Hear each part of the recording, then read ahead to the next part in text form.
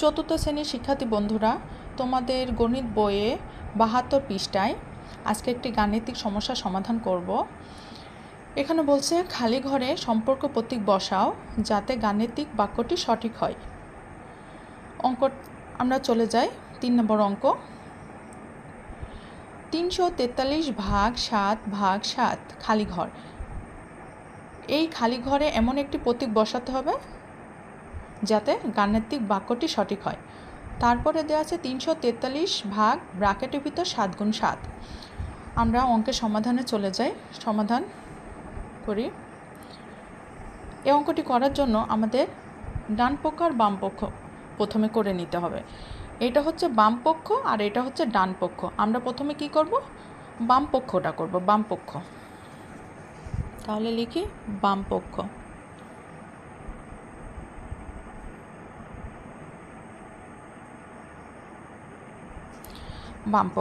বাম পক্ষে দেওয়া আছে কি ৩৪৩ ভাগ ৭ ভাগ ৭ সমান। আমরা প্রথমে ৩৪৩ ভাগ ৭, তাহলে ৩৪৩কে ৭ দিয়ে ভাগ করলে কত হয়? আমরা নিচে রাফ করে ৩৪৩ ৭ দিয়ে, তাহলে কত হয়? ৭ একে ৭, ৭ দুগুণে ১৪, ৩ ৭ ২১, ৪ ৭ ২৮, ৫ ৭ ৩৫। ৩৫ বেশি হয়ে যায়, তাহলে কত হবে? ৪ ৭ ২৮, ৪ ৭ ২৮, ৮ ৯ ১০ ১১ ১২ ১৩ ১৪ ৬ আর নিচে ৩ বসে গেল। ৭ ৯ ৬৩, এখানে ৯, ৭ ৯ ৬৩। তাহলে আমরা ভাগ দিয়ে কত পেয়েছি? ৪৯, এখানে ৪৯, আর বাকি আছে ভাগ ৭, ভাগ ৭। এখন আমরা কি করব? এই ৪৯কে ৭ দিয়ে ভাগ করব। ৪৯কে যদি আমরা ৭ দিয়ে ভাগ করি কত হয়? ৭ ৭ ৪৯, ৭। আমাদের বাম পক্ষ হয়ে গেল। এখন আমরা ডান পক্ষ করব।